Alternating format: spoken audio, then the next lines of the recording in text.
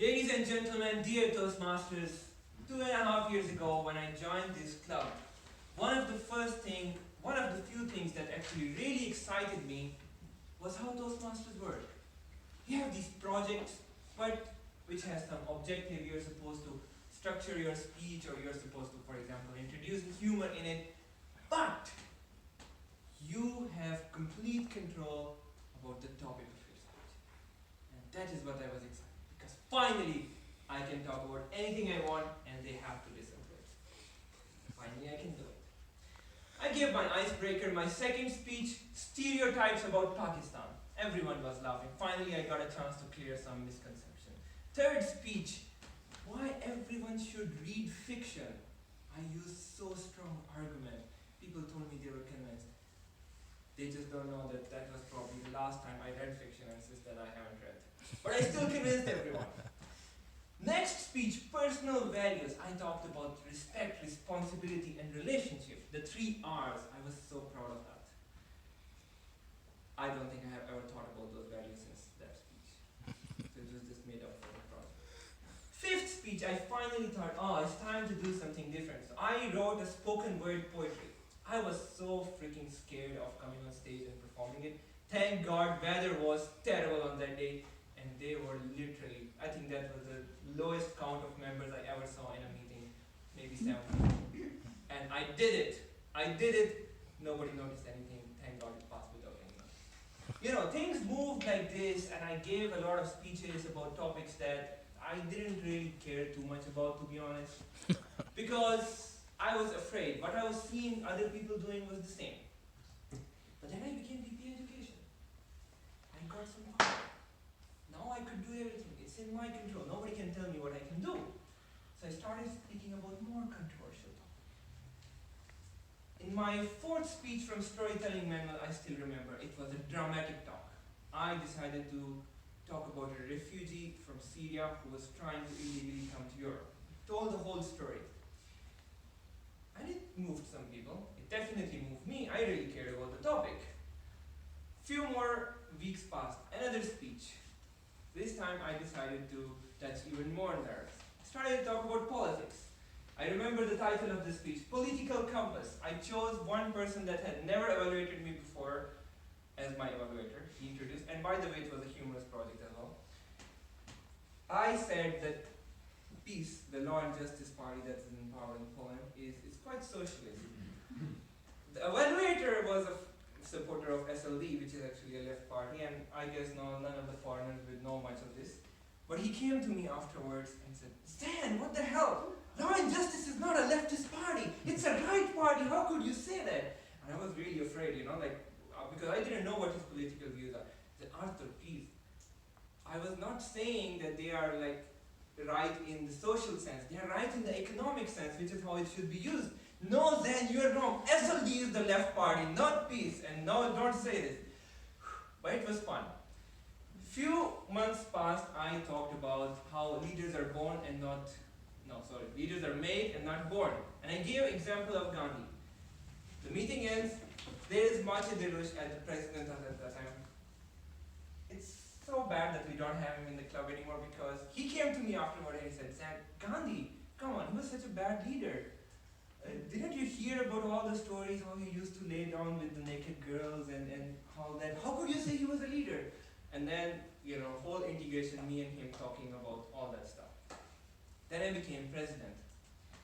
And then something changed.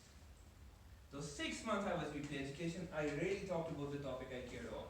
Then I became president and I started talking about Toastmasters. The worst thing that when I look back at the last 2 years and the speeches that I have given, I think the most useless speeches of them were about Toastmasters, why should you should do something, or why you shouldn't do something in Toastmasters. Yes, they are important, but to be honest, the more I think about the art of public speaking and what we are doing here, this is meaningless. I have been a member of this club. Almost 400 speeches I have heard. Minimum 400 speeches I have must have heard by now. If I have to categorize them into categories, I would put them in 3. The first ones are all these motivational talks. The positivity, be positive, you can do this. You are the star and you are the hero of your own life. 50% of the speeches are like that. The second one are personal stories. They are for two reasons: either to entertain, which I have done many times, or they are just to feel better. It's kind of a therapy, which I have done as well many times. These are about 25% of the speeches.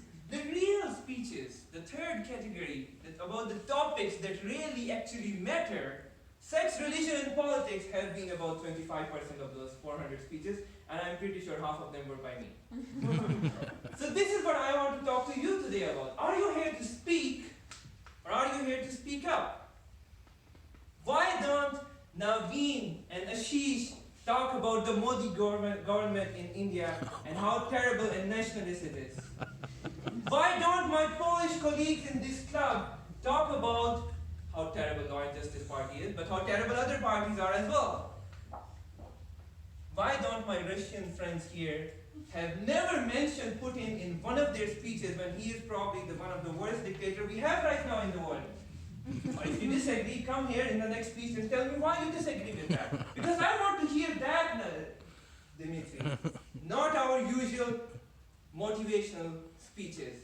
I want to know what is going on in Zimbabwe, but Cyril just talks about his public speaking. Why? Tell me what is going on in Zimbabwe, what you care. Tell me about that. Or if you don't care about your country, tell me something else you care about. Alicia, stop talking about positivity. God, please. It's enough. We have enough. We are very, very positive. Let's move on. I want to know what you really care about. We have a person from Venezuela. He's gay. In Russia, if I have read the news that in Chechnya or whatever this is, South Caucasus places where they put gays in concentration camps, yet none of our members, Russian-speaking members, ever spoke about that, neither did Louis. Louis faced discrimination on the New Year's Eve party, surrounded by 20 Toastmasters in Poland, in WrocLove, yet no one came on stage and talked about that. On this last weekend, I was in Auschwitz. 6 years, I never went there because I knew it will be hard for me. And it was. Standing there,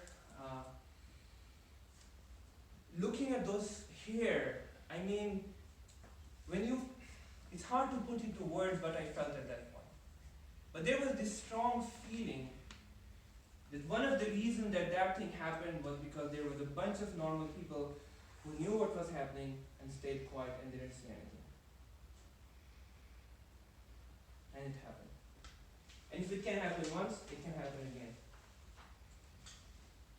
We here, all of us, we are privileged. We can speak. We have a platform to speak. It's a small platform, but it is a platform to speak. Don't waste it on those small topics that usually we forget by the morning. We don't remember. I bet you none of the speeches from today, sorry to all the speakers, we will remember tomorrow. I can bet you that nobody will remember those speeches. Definitely not the acupuncture one. So why don't we talk about things that really matter? Guys, if there is one thing I leave you with today is, don't just speak,